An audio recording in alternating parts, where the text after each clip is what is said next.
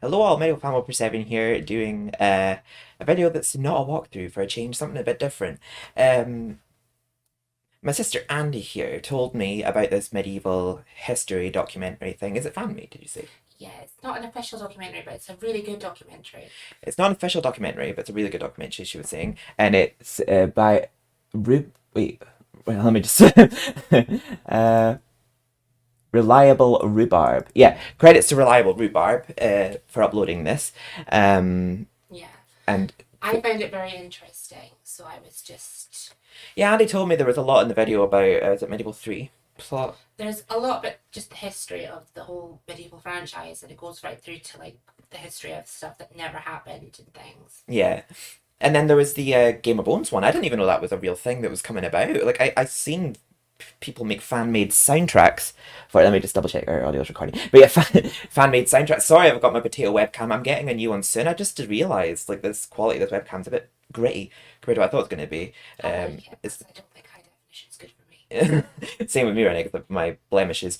But yeah, I just thought it'd be a lot of fun video to do since I'm Medieval Fan 1 I might just react to this. But yes, credit to Reliable Rhubarb for this Yeah, video. I might edit it down. This might flop. I might not end up posting it. Mandy might not like it, but I just thought it'd be something pretty cool to see if I have any input to put or time to pause and see what I think of this. that's what I was just going to ask. Will we be pausing in between? Because I've never Yeah, done a video on your we channel. can pause and then just say what we think about each part because as you guys know, I'm a major Medieval fan and somebody thinks I might be like, oh my god, I need to pause and talk about this. Like at Well, some if you point in the video, actually but look at the description, it is time marked into sections. all I right. think there'll be adverts in between them. You don't have adverts in your one, do you? I still have I adverts. don't have adverts on Medieval Fan 7, no. No. So I'm on premium. Anyway, But yeah, let's get into this, guys. Hope you enjoy, and if you don't dislike it, it's fine. But there we go. In the mid-90s, two like-minded individuals with a deep appreciation for gore and horror films Jason Whistling for started horror. work on a hack-and-slash adventure game featuring an undead skeletal knight on a path towards redemption, an art style reminiscent of Tim Burton's The Nightmare Before Christmas, and gameplay that neatly combined action, exploration, and I actually puzzle didn't know solving that. to create a PlayStation experience unlike any other. The culmination of their passion, dedication, and ambition resulted in a deeply engaging experience that fans the world over still remember fondly to this day, more than 20 years later. This is the I story mean, I sure do. of MediEvil. MediEvil is the brainchild of Chris Sorrell and Jason Wilson. Prior to MediEvil, Chris had worked on the James Pond series, where he handled the Oh. design, graphics, and programming. Before that, he worked as a graphic artist for Vectordine on a number of titles, I didn't know that. including Dogs of War, Bad Company, Fire and Brimstone, and Yolanda, the latter of which was his first commercial coding project. When work on James Pond 3 wrapped up, he joined Millennium Interactive, where he was given the opportunity to work on something new. Jason, meanwhile, happened to be finishing up work on his own projects, and was convinced to help Chris start MediEvil in 1995 by Millennium's development director, Ian Saunter. Before this, Jason worked as the lead artist on a number of titles, including Pac-Mania, Thunderbirds the Game, Space Harrier 2, Oh. Hero Quest, Thunderstrike, and Diggers, just to name a few. He'd already met Chris before, when he was a freelancer, and they were both big fans of horror movies, zombies, and the like, so it was a great match. The first design proposal for MediEvil had the working title Dead Man Dan, and described a game that was a fusion of Capcom's Ghosts and Goblins series with the art style of Tim Burton's The Nightmare Before Christmas.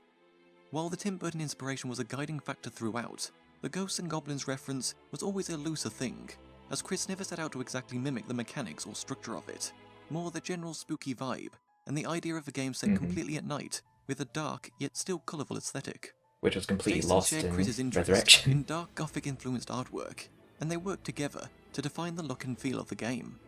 This led to the concept of an undead knight as the main character, called Sir Oh, okay. Daniel Fortescue. From the beginning, Chris had a very clear idea of many of Dan's most defining visual traits, such as his long gangly limbs, his crazy teeth, his missing eye and jawbone, etc.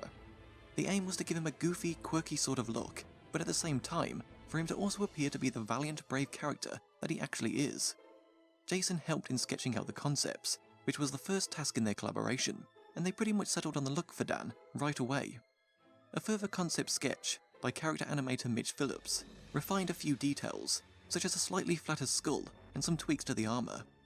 Dan's story, on the other hand, took a while to be fully realized. It was originally a simple tale about a skeletal knight who'd hack and slash his way through hordes of zombie armies with little purpose or meaning. They reached a point where it felt like, for people to really care about Dan, he needed to be more. They brought in a script doctor called Martin Pond and spent some time working with him, both to further develop Dan's character and to write the script. It was Martin who suggested redemption as a core theme, and both Chris and Jason happily went with it. Didn't know The this core other guy. MediEvil team consisted of around a dozen or so people, and none of them had any real experience making a 3D game of this scale before. This Love meant that image. that every little step they made felt like a gratifying sense of achievement, as it was all new to them.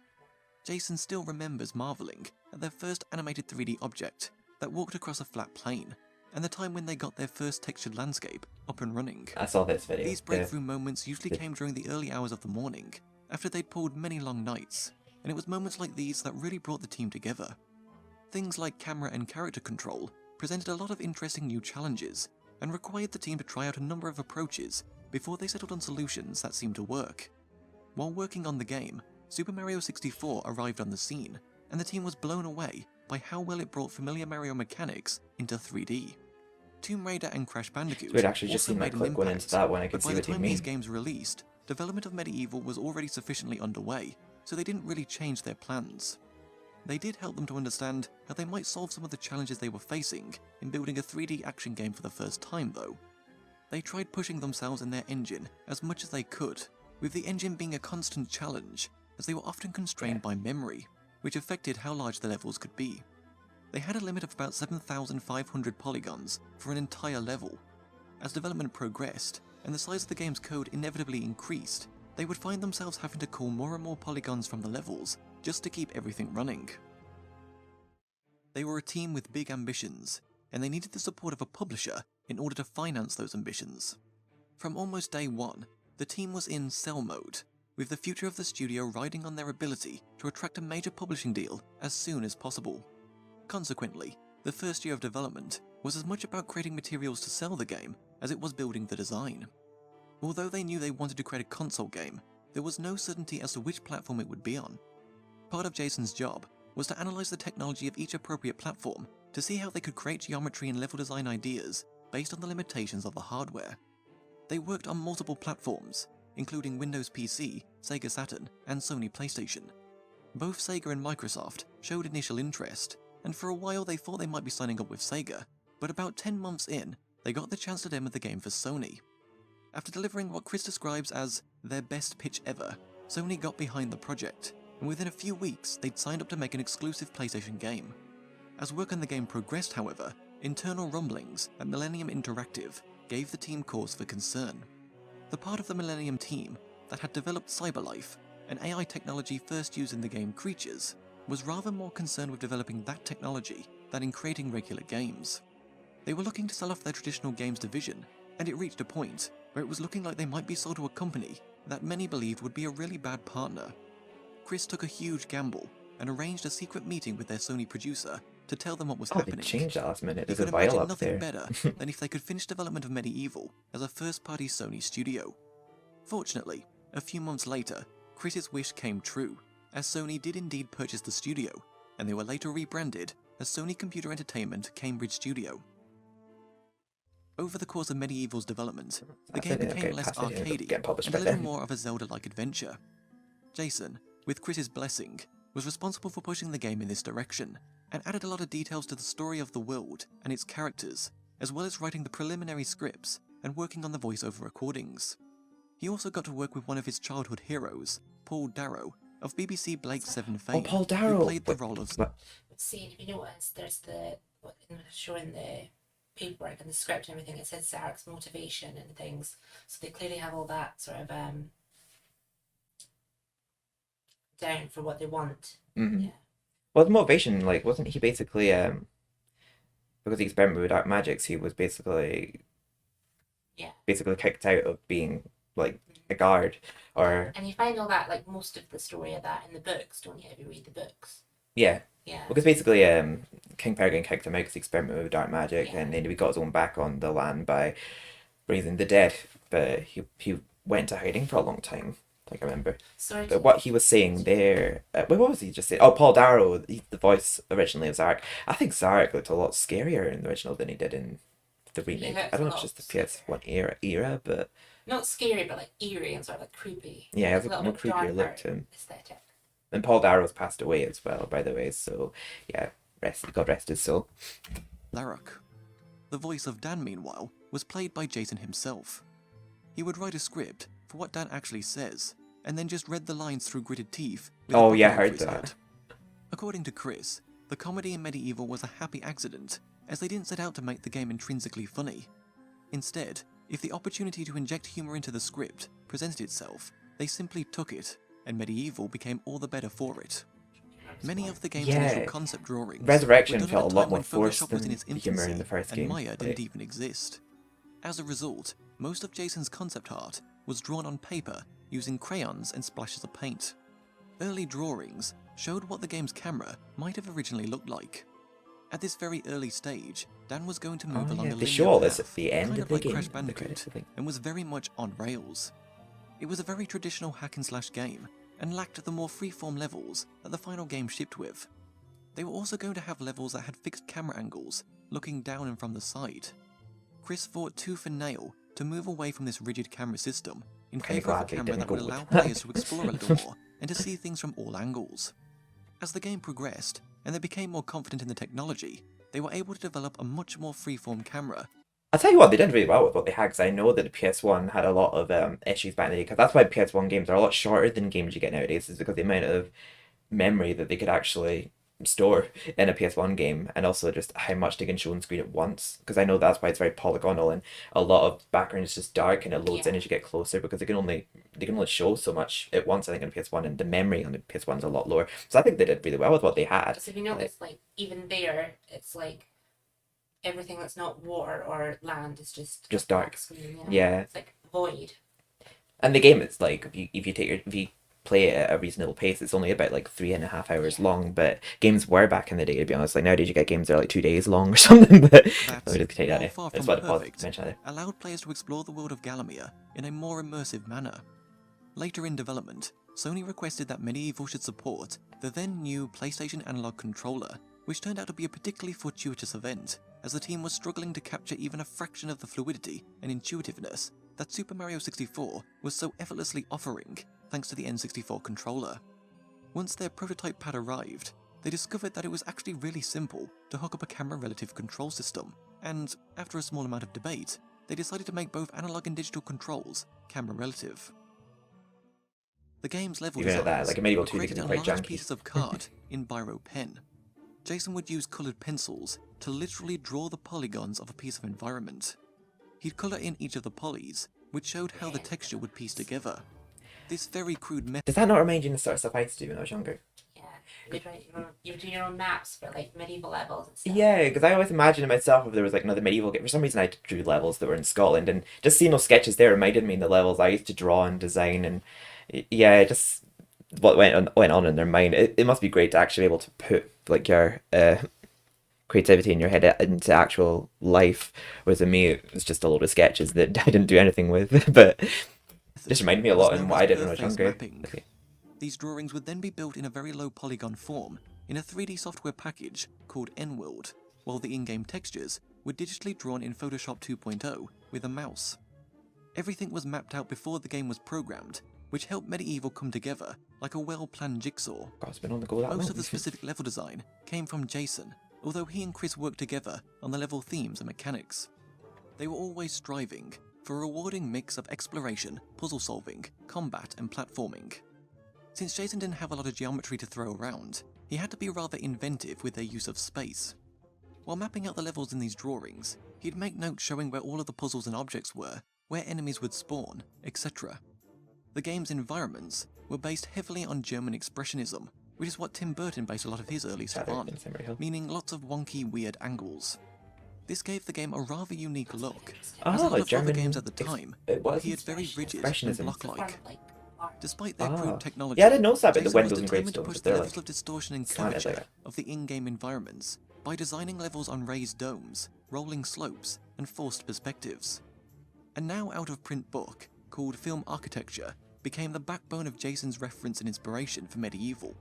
It was a fantastic source of set design for mostly German expressionism films from the 1920s, such as De Golem, The Cabinet of Dr. Caligari, which he used as a style guide for MediEvil, Metropolis, and Sunrise, amongst others.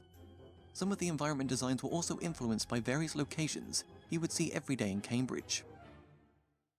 MediEvil's soundtrack was composed by Paul "Bob" Arnold and Andrew Barnabas, or Bob and Barn. It was their first attempt at composing a fully orchestral score using synthesized instrumentation. While they would have liked to have recorded with a full orchestra, the budget simply wasn't there, so the score was produced entirely in samples. They composed the game's music with just one The limit they Akai have, like, I would never S3200 notice sampler, because the soundtrack's using the amazing. Peter Seidlux Orchestra, Advanced Orchestra, and Classical Choir sample CD-ROMs, and one Roland JV1080 synthesizer. Despite these limitations, they were happy with the way their score turned out. Chris had a clear idea of what So they should MediEvil be. should sound like musically, with him wanting it to have a Danny Oh. Elfman feel. They've definitely cheat codes there, because, sorry, just Yeah, I looked at noticed picture that there. the first time I watched it as well. It's only MediEvil 2000 mini life balls. And one day, wait, let me put that bit back, because I didn't want to miss what you said there.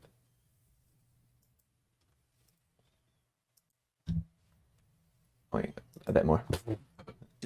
They were happy with the way their score turned out. Chris had a clear idea of what MediEvil should sound like musically, with him wanting it to have a Danny Elfman feel. He gave them CDs from Danny Elfman, Elliot Goldenthal, and Wojciech Keeler to listen to, and they assimilated as much as they could so that they could create a sound palette and overarching theme that would unify everything. That's exactly what they did. Being that a lot of the visual To design give them of an the idea game of what they wanted. characters took ideas from the film The Nightmare Before Christmas and elements of Ghosts and Goblins. They took a lot of their musical ideas from this genre. They also spent time with the team, looking at concept art and discussing what it should sound like. For sound effects, MediEvil saw the development of a custom sound API. Since the PlayStation had such tiny amounts of RAM for sound effects, Chris figured out that with clever code, he could manipulate these sounds in real time to make them go a lot further. For example, he turned a tiny ghost appear sound effect into the constantly evolving Hell Fountain sound. Oh.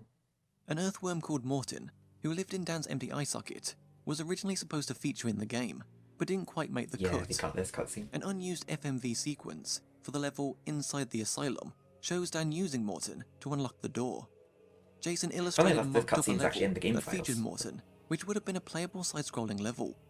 Instead, Morton's only appearance was in the FMV introduction to the Ghost Ship level, which itself was originally supposed to be playable and was intended to be a chase-styled level, but was removed due to it not being very it's in the fun beta. gameplay-wise.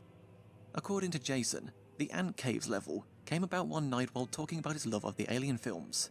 Oh, I They can decided to have understand a that. bonus level where Dan Very, is very shrunk down similar. to the size of an ant in order to free cocoon fairies from an ant's nest in what was essentially a silly version of Aliens. But Jason didn't want boring normal God, I looking didn't actually fairies, realise that. so he It's a lot decided like to make them Aliens, look like this mini level. Bob Hoskins and have them sound like gruff, foul-tempered Cockney gangsters instead.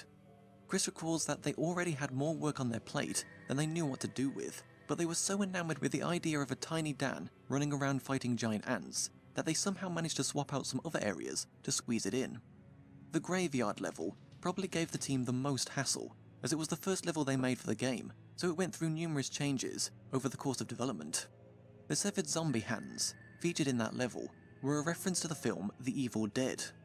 Incidentally, Oh, the God, game's I title, never even thought MediEvil, that. actually came from Evil Dead 3, Army of Darkness, which had the working title MediEvil Dead.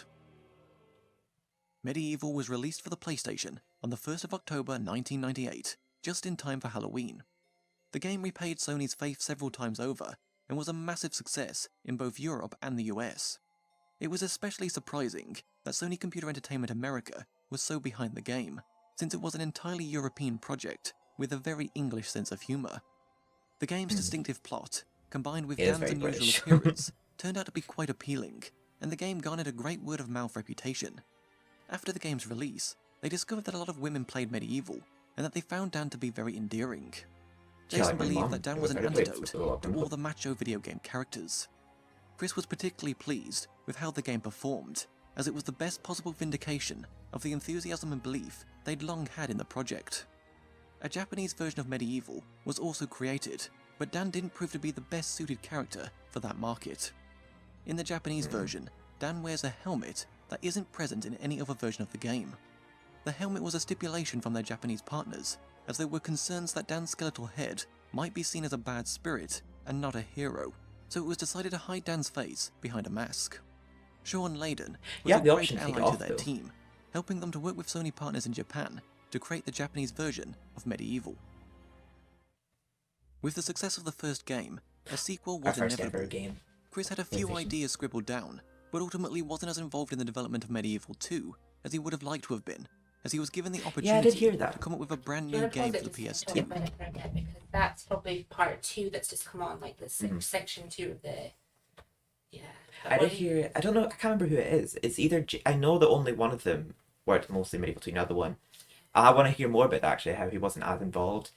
But what were you gonna say? I'm just saying, how are you finding it so far? It's interesting, isn't it? I'm really enjoying it. Yeah. But I knew you'd love it, MediEvil fan. yeah, I am curious to get MediEvil 2. This next one, like MediEvil 1, as I've said in videos now before, and no doubt I'll do other Let's Plays again of it.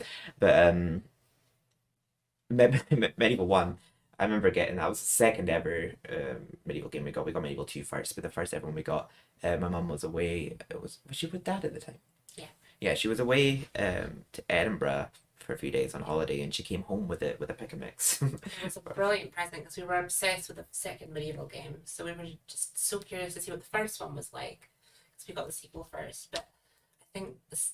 The second game, we spent most of our childhood skipping levels because we got a cheat codes from our friend Ryan, and we spent half the time just skipping levels because we get stuck, particularly well from Hull and Greenwich and Kew Gardens and all that.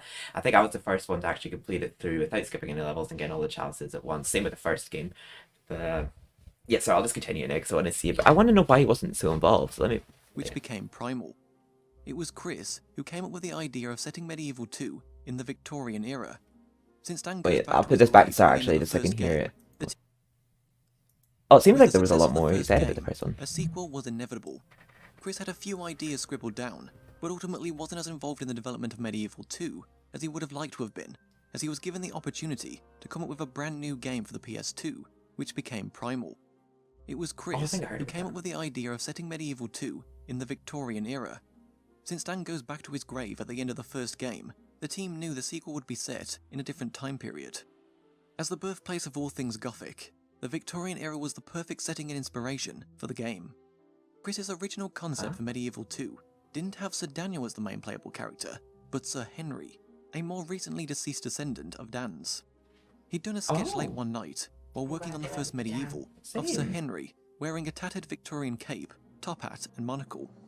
The sketch also featured an owl that he had in mind as the game's mentor. A couple of other ideas he recalled, being Jack the Ripper, and, as an endgame boss, Queen Victoria, who, due to some crazy magic, had been inflated into a 50-foot tall lumbering giant zombie under the spell of the game's antagonist. A cut level called Parliament was intended to be the battleground for fighting Queen Victoria, but Yeah. was changed to a different level when she was dropped for the Thanks to Hidden Palace, I was able to actually play Parliament. It's a deleted level from the game. It was looking like it was going to be really good, but yeah, it wasn't even completed before it got It's released. just It's the like structure of it, really. just a isn't it? structure. There's nothing collectible or anything in it. There's invisible ladders, and like yeah, but it's very incomplete. It's a shame though. It looked like it was going to be such a good level. I would love to see Medieval 2 remade. zombie under the spell of the game's antagonist. Yeah. A cut level called Parliament was intended to be the battleground for fighting Queen Victoria, but was changed to a different level when she was dropped for the Cathedral demon Spires thing. that replaced her. Jason was left to work on MediEvil 2 on his own for a while, so he went away and knocked around a few ideas to embellish Chris's overall brief, which was how they worked on the first game as well. At some point in this early design spec, they had Zarek imprisoned in the Tower of London, and the player had to team up with him to save the day. After Jason worked on this design spec, Team a up new with Zarek? project director became involved, I know. James Shepard. Chris passed all of his ideas over to James during a couple of meetings they That'd be had at the interesting start of the game. project. After their first meeting, a Just couple of put it weeks back again. I'm just so intrigued to think it wasn't even initially Dan they were going to have as the main hero. I can't imagine Dan not being I'm really glad they went with Dan. same. Like I don't know if Henry would have looked similar like without Although John. saying that, it could be, I don't know, because he looks different at MediEvil 2, doesn't he? He does, yeah.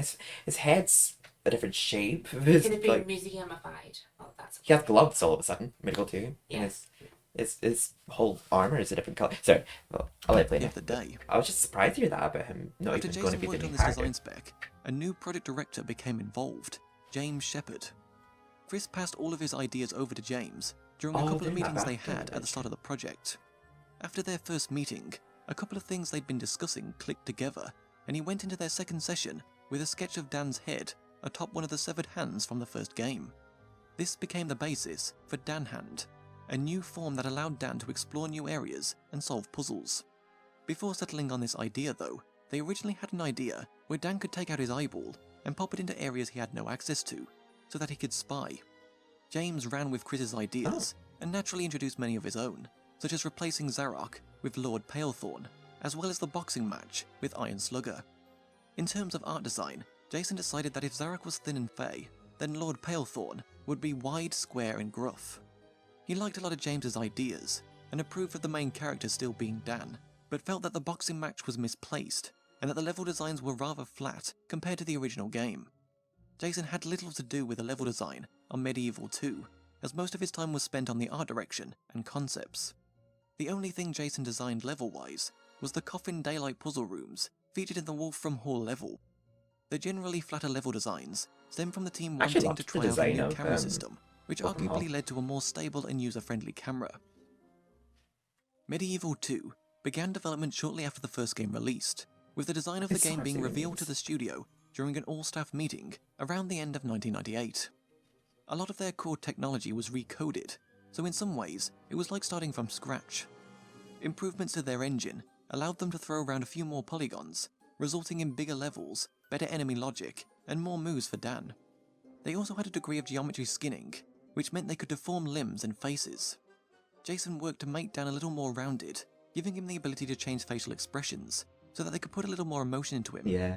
He also had a number of costume changes too.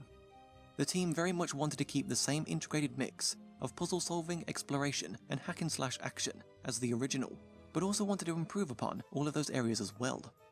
For those that enjoyed the combat, they made the fighting better and gave Dan's weapons a complete overhaul. They kept the best weapons from the first game, like the hammer and broadsword, but added more weapon variety in the form of the Gatling gun, pistol, blunderbuss, cane stick, and flaming crossbow, whilst also diversifying the way enemies reacted to them. For those that enjoyed exploring, they created levels up to 3 times as large, thanks to their new modular loading. And for those that enjoyed Yeah, the levels puzzle are definitely solving, longer they in created Medieval some 2. real brain Yeah. teasers modular with their loading new stuff, Dan Medieval Hand 1 is feature. that? The what? MediEvil 2 also Modular introduced. loading, What's that? like loading different sections of the game. Oh, yeah, they didn't do that in Medieval 1. In Medieval 2, like... You mean like whenever you go into a certain room, it cuts to black and then In loads 11, another yeah. area? Yeah. Medieval 1, everything was just in one I think scene. that's what that means. Like, yeah, I didn't know that meant right away until like you mentioned it there. I thought like, oh yeah, when you go into a new area and it has to load a separate. Yeah, I know what you mean now. introduced several new characters to the series, including Professor Hamilton Kift, who builds new, stronger weapons to help Dan on his quest, Winston Chapelmount, a ghost who offers Dan cryptic advice, and generally serves a similar function to the gargoyles in the first game, and Princess Kia, a rejuvenated Egyptian princess and love interest for Dan. She was originally called Dawn, in reference to the film Dawn of the Dead. Bob and Barn returned to do the music for MediEvil 2, Yeah, that's fair. and were given a brief that simply asked for more of the same, since the soundtrack of the first game had been so successful. This, they decided, wasn't enough. As with the design of the game, they wanted to do more, They did really but there well. was a limit to how Medieval far 2's they could soundtrack. go using synthesizers and samples. Once again, a live orchestra was simply out of the question, for cost reasons, so in order to achieve a more realistic sound, they needed a more extensive use of samples and a more authentic film approach to composition. They bolstered their audio setup with a bunch of new sample CDs, as well as a Just 2 times. Kurzweil K2500R synthesizer. Once everything was in place, they proceeded to create a virtual orchestra in the studio, using all of the available outputs on each device to help them when mixing the final compositions, as well as giving them the freedom to pan the sampled instruments as they would appear on stage in a standard orchestra. Through trial and error, they'd already learned a substantial amount about orchestration, but they wanted to take it to the next level. Fortunately, one of Bob's friends, Michael Price, happened to be the musical assistant of Hollywood film composer Michael Kamen and offered his services for free. He came to Cambridge to provide an insight into writing for a real orchestra and taught them how to treat samples as they would the real thing. Even with this new Stupid that approach, one, guys. samples can only be so realistic, so to try to make up for this, they implemented some MIDI controls on their main instruments. This allowed them to manipulate them in real time in order to approximate some of the subtleties of live playing. MediEvil 2 was released for the PlayStation in time for Easter on the 19th of April 2000, and went on to win the BAFTA award for Best Console Game for that year. Although Chris wasn't as involved as he would have liked to have been, he was nonetheless pleased with what the team had accomplished. Though he would have kept the Hall of Heroes, since he always believed that was one of the more distinctive presentational mechanics they'd created in the first game. He also disliked Dan's new voice, the squeaky-voiced Winston, and thought the game's humour was a little too puerile in some places for his liking.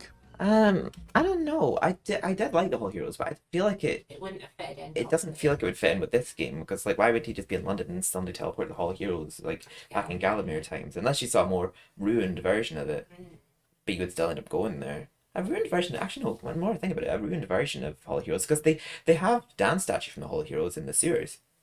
So obviously they could have maybe, I don't know. They might have That'd be been able pretty to figure it out somehow, but I still think it's not missing from the something better than the professor just magically forming you a weapon out of a chalice you find, because like the chalice had a meaning in the first game, like the chalice channeled. He's a scientist though, so he's clever enough to do that. I suppose.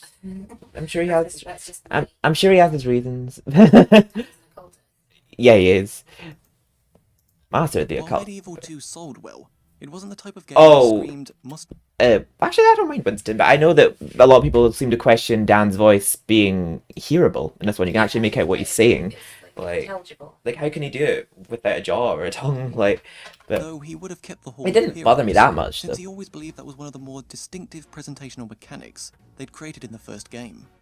He also disliked Dan's new voice, the squeaky-voiced Winston. Oh, and but thought the sorry, game's humour was a let's put little that back too again, puerile in because some was he talking about places. the humour there? Thought the game's humour was a little too puerile in some places for his liking. While What's puerile? MediEvil 2 I'm a bit stupid, guys. I don't know what puerile means. I actually don't know myself. Let me look it up. Childish image. I don't really know what they mean. I mean, maybe if they mean the part where I think maybe Professor's flirting with basically being a part of Unkia. I don't get that though, because it's definitely more puerile than Medieval Resurrection. well, Medieval had this spirit lady, and maybe they don't mean that. Maybe they just mean childish. But I think Medieval Resurrection had probably childish humor at times. Yeah. Like, I don't particularly see what they mean about it Yeah. being childish, but I wouldn't I'm say sure he it has was a much reason. different, the humour in the second one to the first one. I think it was a good sequel. yeah, I do. I don't see what they mean, but I'm sure they have the reasons for it. If they told me exactly what they meant by that, I might be able to actually see it more. But right now, I can't actually see what they mean by that. sold well, it wasn't the type of game that screamed must make a sequel to management. As such, MediEvil never received a new game for the PS2, at least not officially. After work Oh, on must not have Primal done as wrapped well up as- in yeah, early 2003, Chris was It eager did to well, make a though, new right? medieval game. Along with a few others, he explored a concept that he thought would be a lot of fun. According to Unseen64, MediEvil 3 Fate's Arrow, as it would have been called, picked up Dan's story after the end of MediEvil 2, with Dan travelling back in time 100 years before the events of the first game, and just a few weeks before the Battle of Gallowmere is due to occur. While Dan was originally shot in the eye by the first arrow, thus freeing his men to fight on to victory, unburdened by his leadership, he learns that the timeline has somehow changed. Princess Kia reveals herself as the Egyptian sorceress, Kiont, and has tricked Dan into rescuing her, stealing the time machine, and delivering her into the hands of Zarok, for which she aligns herself with. By using the fabled Anubis stone, she aids Zarok by raising an army of undead, and plans to make sure that the living Dan doesn't die quite so. So the Nibus Stone, instead they used that in Medieval Resurrection because Because they were wanting to explore the backstory of the Nimbus Stone. Yeah. I don't remember. Is it Chris? Is it Jason Wilson that didn't have much involvement in this one, or is it I Chris can't remember Sarle? actually. Exactly. Well, whoever it was that was not so present on Medieval 2, I know that the other one was working on Medieval Resurrection, so it makes sense actually. He probably thought, well, I didn't get to make Medieval 3, so, or actually no, did they make Medieval Resurrection instead of Medieval 3? Yeah, I think they did. Nice, you sure it might have done, yeah. Because it was around about the same time period as like the PS2. Well, maybe closer to the PS3 when the PSP was more of a thing. I mean, Medieval 3 would have been really cool, but been weird seeing Kia actually be a villain. I would have liked that twist though. I think I that would would have have. been really interesting. Like, was Kia a real sorceress? I know she was meant to be. The only thing I would have a problem with is that we didn't really pick up on her character much at all in Medieval 2. Like, she wasn't like a present character for most of the game. She was very absent actually in Medieval 2. That's why I kind of wish she had more dialogue and more involvement with Dan for her to be a love interest. She was very absent throughout the whole game. But let me just press play. Soon, instead sticking around long enough to truly doom his brave compatriots. If that happens, Zarek and Kiant would achieve a crushing victory. The Earth would be overrun with demons, and humanity enslaved. Oh, actually, I feel like I'm only catching the end of what they're saying here. Let me put that back. By using the fabled Anubis Stone, she aids Zarek by raising an army of undead, Oh and god, you plans to worked make with sure that the Zarek. living Dan doesn't die quite so soon, instead sticking around long enough to truly doom his brave compatriots. If that happens, Zarek and Kiant would achieve a crushing victory. The Earth would be overrun with demons, and humanity enslaved. In order to stop the timeline from being altered, Dan would have been tasked with retrieving the Anubis Stone and ensuring that his cowardly living self dies by the first arrow, allowing Zarek to be defeated and history to play out as it should. This Yeah. would have also been a chance That's to actually a reflect on really Dan's good real story, plot. and in doing so, to appreciate the true hero he had become in death compared to the miserable individual he was in life. So With they a don't few fuck up nods with to history. the first So, season like- of the British comedy series, Blackadder. Medieval 3 would have borrowed Oh. a few ideas from Primal, featuring a companion sidekick called Lupo, who'd be a key figure to the game. Lupo is Dan's underappreciated, but utterly faithful hound, who first meets Skeletal Dan at the beginning of the game, and then joins him on his journey. Players would then be able to direct Lupo's attacks by throwing a squeaky dog toy. Essentially, he would follow Dan around as an AI I character, know. whilst doing typically sidekick-like things. The game would have I also like featured a Lupo, more but not open the hub-based dog toy structure to Yeah. the world, with a story driving things forward. Dan and Lupo would travel to both old and new locations of Galamir in their attempt to find allies to aid them against Zarok and Kiant, with one of those allies being an eccentric genie named Al-Zalam. Chris also planned to That'd be bring pretty back cool actually if you like re-explored the graveyard like before, you know, Dan died and revisiting. I wonder if Asylum Grounds would have been in it at some point, or certain levels would have probably been. I think Medieval 3 sounded like it could have been a masterpiece. I think it was a very. I know. Not that Medieval Was 3 it purely just wasn't because that Medieval 2 just didn't perform the way they wanted to? Because I thought I heard Medieval 2 did well. It did, but I just think they were wanting to work on other games, I think. Oh, fuck other games. I know, But- Medieval fans, but Oh, I'm sure they'll do it at some point. You never know. Like, the Hall of Heroes after it was left absent in Medieval 2. Medieval 3 would have also featured new weapons, puzzles, and power-ups. One new addition yeah, the good would be Hall of beast Heroes riding, where Dan gets a mount in the form of a dragon elephant that was seen in the underwater portion of the lake level from the first game. Medieval 3 would have expanded the Ah. Medieval universe in a whole new way, and would have featured a satisfying conclusion to Dan's heroic journey. Unfortunately, this never came to be. At the time this It concept was still come to pitched, be, come a couple on. of things Yes, were happening yeah, in yeah. Cambridge. The first was that the popular 24 TV series license had become available to the studio, and the second was that the PSP had become a significant company focus. It's worth noting that Medieval 3 was never anything more than a design proposal, with a handful of artworks to show some of the new features and characters. oh, I mean, this makes me feel less bad about projects I've worked on in the past that I never completed or I deleted that were good, but you know, come on, Unfortunately- make this Medieval 3 for the PS5 or whatever. I wouldn't We'll get forgive you I wouldn't for get too everything. disheartened that somebody put a lot of heart and soul into who didn't make it to light of day, because a lot of albums by artists get shelved, a Yeah. lot of plots and scripts get shelved, and I've had a lot of YTPs get deleted, or I've just deleted them because they've been blocked and I can't be arsed disputing claims. We're Like, grateful for what you gave us, though. we are Please make grateful me- for what you give us, but please give us Medieval 3. I don't care if there are laws saying you can't make it work. But Their studio management had changed, and an entirely new team took on responsibility of bringing Medieval to the PSP in the form of a remake forget of the Medieval first game Resurrection for my titled birthday one year. Resurrection. Although Chris stressed how much he would have loved to work on bringing Medieval up to date, management wanted him to work on 24 the game instead. Chris and Jason were both offered advice and consultation roles, but it was done so at arm's length and without any sense of ownership that it didn't sit well with Chris. Although he was able to accept some of the changes the new team made, He felt that Also, he it and his must have been team's Jason MediEvil vision was that what worked made the mostly series, and was to really sorry to see this. certain characters needlessly redesigned.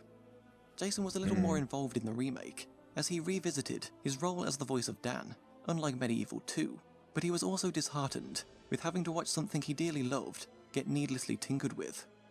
It was made clear to I them remember he that wasn't the a big new fan of team it. needed space to make their own game, and with the failings of Primal so fresh, Chris was in no place to argue. The new team went on to make a game that was technically superior to the original, and made some noticeable character design improvements, but also spoiled a number of other characters, altered the story, Yeah. weakened several levels, and omitted some of the best MediEvil levels altogether.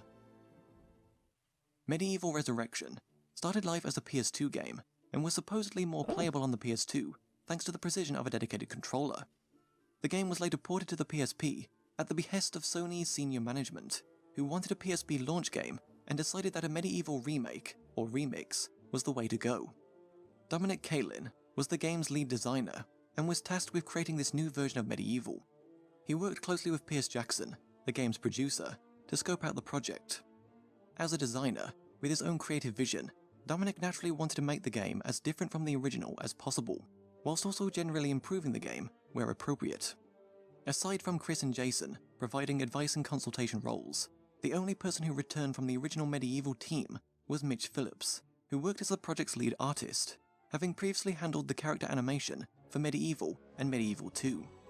Many of the original team still worked in the studio though, and they were always available for hints, tips and general advice. The team recreated everything from scratch, meaning all of the code, graphics and voices were different, with only the basic story and some of the locations from the first game remaining intact.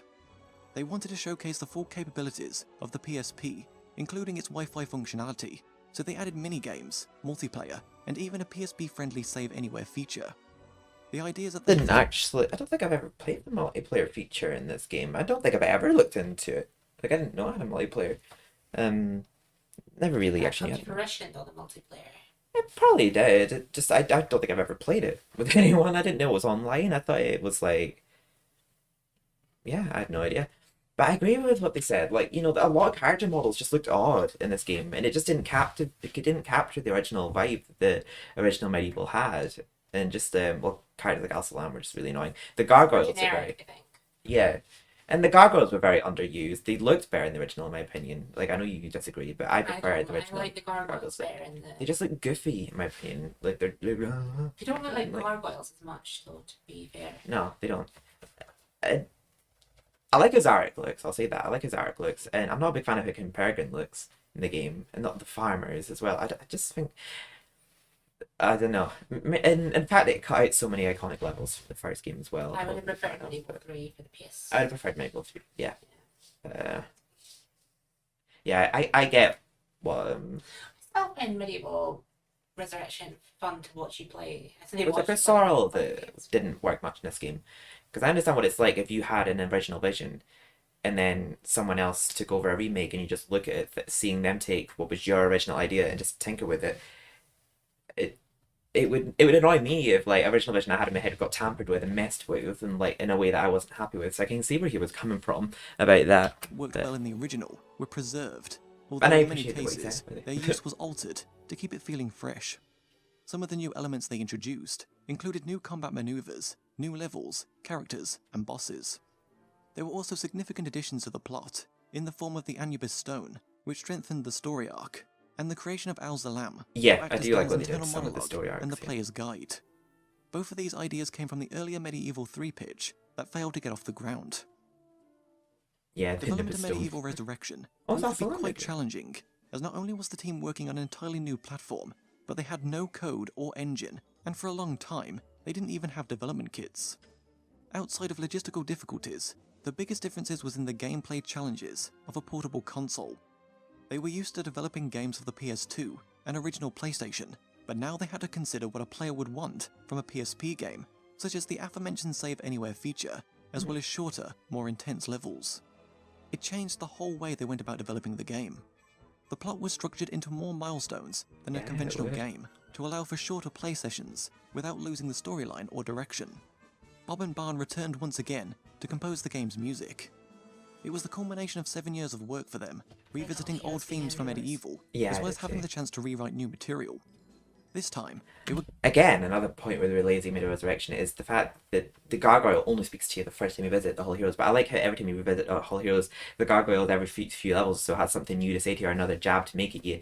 And I just kind of preferred how it looked originally. I do like how they tried to take it to the fact that it was in heaven and that, but I just kind of like how the gargoyles had more interactions with you in the first game, but you don't speak to them after But I the do like the soundtrack for the Whole Heroes. Yeah, I love the soundtrack to Midnight Resurrection. It's amazing. Like Bob and Barn soundtrack, but then again, it's Bob and Barn. Like it would be good. Like they are legends. The only thing I'll say bad about them, and it's not really about them, but it's the fact that they tampered with the original soundtrack in some levels in the remake. Because I want to hear like a remade version of the Gal's Gauntlet and like a remade version of what's the other level I'm thinking of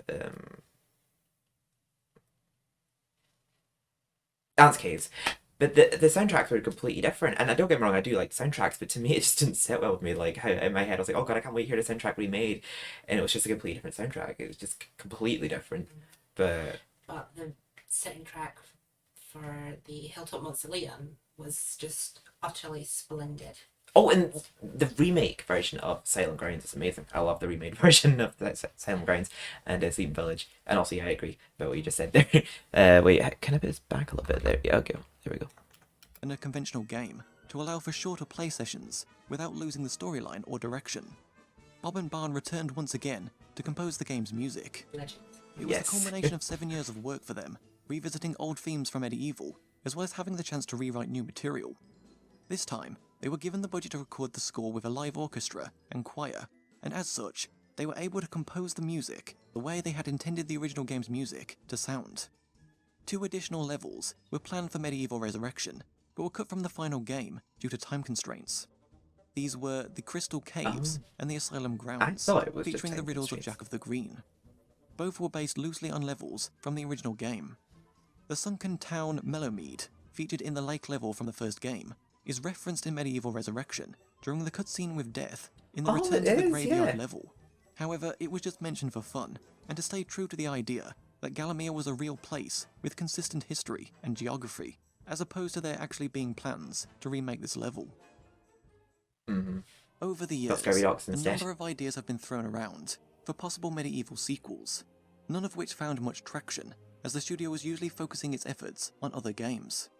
According to Jason, they once dabbled with some ideas for a PS3 game utilising the PlayStation Move controllers, but they ended up moving away from this in order to try out something completely new, which became TV Superstars.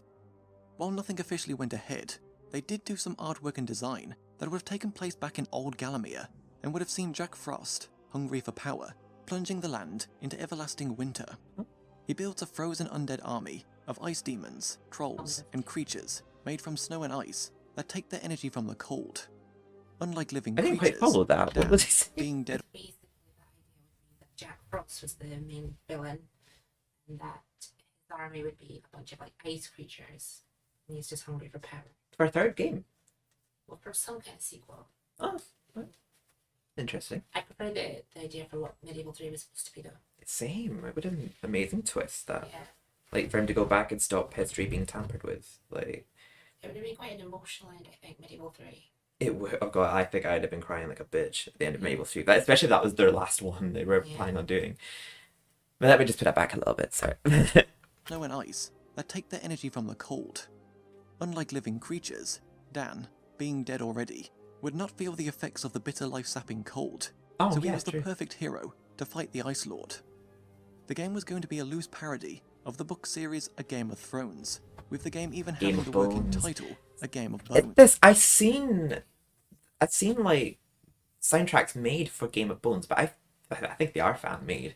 But they must know about that this was potentially going to be a game, and they made soundtracks for what was going to be a potential game. Because I've seen videos on YouTube of medieval Game of Bones, and like soundtracks that were meant to be in it. I don't know if they're official or fan made, but what was I going to say there? I also thought- They capture the Essence of medieval, yeah.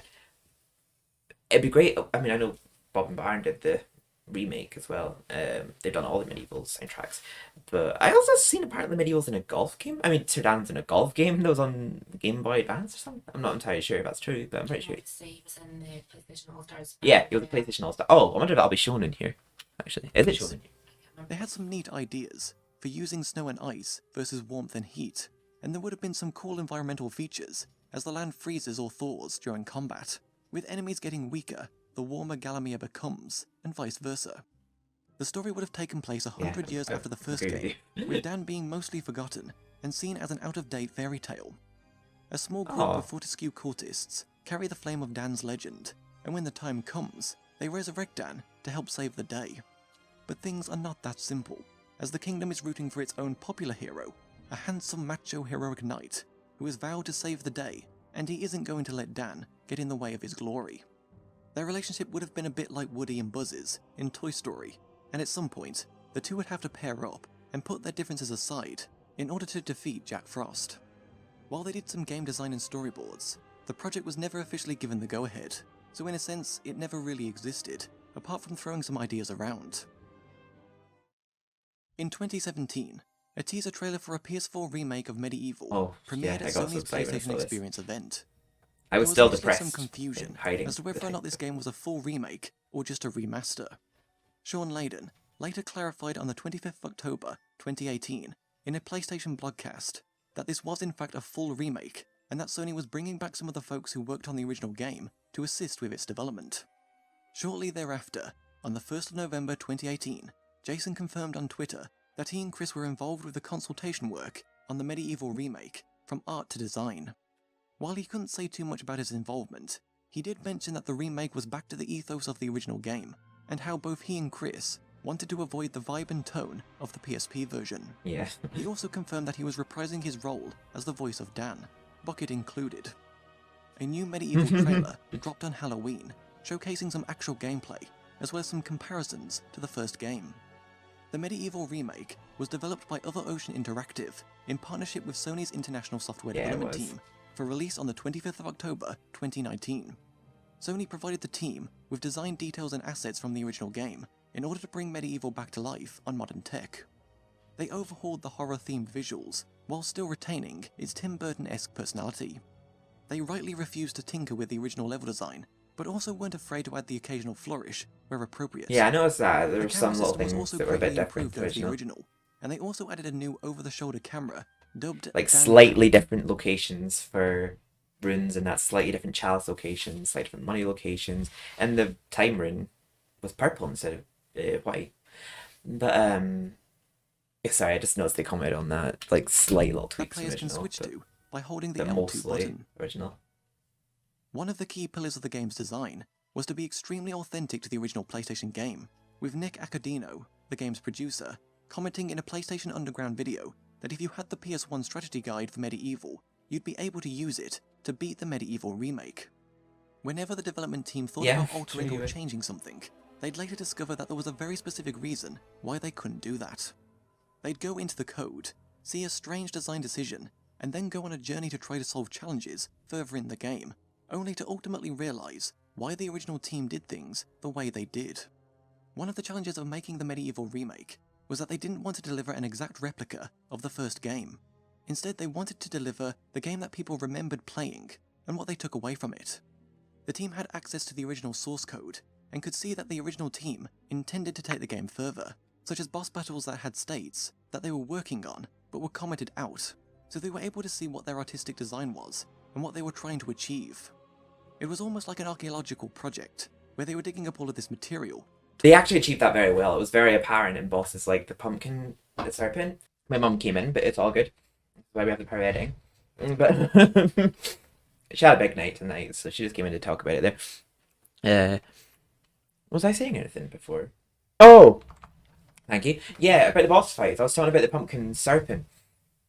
What he was saying there was very apparent in boss fights like that. 'Cause in the original, you could literally beat the pumpkin serpent in like 5 seconds just by spamming the broadsword or enchanted sword on pumpkin serpent. But they gave phases to the pumpkin serpent in the remake. So I'm assuming they intended for the pumpkin serpent to be harder than it was in MediEvil 1. But they actually, I was wondering what they meant about like changes. Because when he said like there was ideas that didn't make it to the actual game in the original, I thought, I wonder what they meant, because there's no new added levels in the remake, but there were differences in like how difficult boss fights were in that. So yeah, that does make a lot of sense. That Imperial, talking with the original team, trying to find out exactly what they were thinking and feeling back then. They used this as a way to springboard to the new direction they wanted to take the game, the presentation, and the feel and the mechanics. Enemies in particular were a huge challenge, I like it as because the Souls original look. game featured 56 distinct enemy types, which is something practically unheard of by today's standards. New bestiary entries were also freshly written for the remake by Chris Sorrell himself. At Gamescom Oh. 2019, a playable demo of the MediEvil remake was made available, which not only confirmed that Jason Wilson was reprising his role as Dan, but that elsewhere, all of the voice acting was exactly the same CD quality audio from the PS1 title, with one new addition to the cast being the game's new narrator, portrayed by Lani Minella. This was also confirmed in a PlayStation Underground video, where they played through the Asylum Grounds level and could confirm that Jack of the Green. So the narrator was female. Yeah. I thought the narrator was still a man, like the original. Because the original like, was like in a time long ago, but like in a time long ago in the She remake. had a husky voice. Yeah, but I didn't dislike it. It was just very different to the original voice in the I didn't think anything of it. I don't know why I said that as if like, oh, it was alright. I just meant like I noticed the voice was very different to the original, but it's not a bad different. But most of the time I've noticed it in the remake, it's actually the exact audio file from the original game, which I thought was a really nice touch. And even though it's not the same for Dan, it was the same voice actor for Dan, which I thought was really good. And another thing, I actually feel like I have a lot more respect for the remake now than I did initially. I felt like I had so many like qualms about it, and I questioned certain things about it. I think there was only like little nitpicks here and there that I didn't like. I was all like, oh, why did they mess with Gal's Gauntlet and Drago? Oh, why did they mess with Dance Caves? But after seeing like them both, I think they do work better together as a team. I don't think that time apart really helped for the franchise, even though MediEvil 2 was still good. But yeah, I'm glad they both had a lot of involvement in this one, like in the remake. It's pretty cool how the entries as well was actually written by, was it Chris Sorrell? I always get their names mixed up, I'm The sorry. same voice actor, played by Paul Darrow. Additionally, the game's classic score also hadn't been tampered with. Instead, it was enriched. The original game's orchestral synthesized sound was replaced with the real thing, with the score being re-recorded by the Prague Symphony Orchestra and overseen by original composers Bob and Barb. Only two of the soundtracks, the rest of it was fine. As for whether or not a third MediEvil game will actually be made someday, well, that remains to be seen. If you enjoyed this look back at the MediEvil franchise, and would like to see more documentaries like this in the future, then please let me That know was quick. by liking this video and subscribing to my channel. If you want to see all of my I sources will of research do. notes for this video, then feel free to follow the link in the description below to a public Patreon post, where I've listed them. And while you're there, if you're able to throw $1 or $2 my way, that'd be most appreciated. Maybe I'll just do that. Actually. But thank you for watching, everyone. And thank you for joining me, sis. And thank you to Reliable Rhubarb For making such a wonderful for the documentary. documentary. Yeah, I've And thoroughly the enjoyed watching. Sidebar, he does quite a lot of them. But obviously, Oh, there's a Crash one too, yeah. Yeah. But yeah, hopefully you don't mind that I use your content to like react to on YouTube. I just really want to react to your video, like, because that's, as you may know from the title of my channel, I'm a MediEvil fan. But please let me know down below, like, when I post this, if you want me to edit certain parts out, or if it shows too much of the original, if you'd rather be edited down, because I don't want to plagiarize your work, but I did want to react to it. That Yeah, but it was a very interesting and if I monetize it, like, and you want to like do a shared revenue, that's perfectly fine. Like, I would do that with you because you've put a lot of effort into this. I can really tell. But or if you just want me to not monetize it, it's fine. I'll just turn off monetization. But yes, thank you for watching. If you do watch it, that is. But yeah, thank you for watching, everyone else as well. If you want to know what's going on with me, like on a day-to-day basis, I have a Discord, which will be on my About page, when my stream schedule is on Twitch and YouTube and all my other social media links. But yes, thank you so much for watching, and I love you all so much. Take care.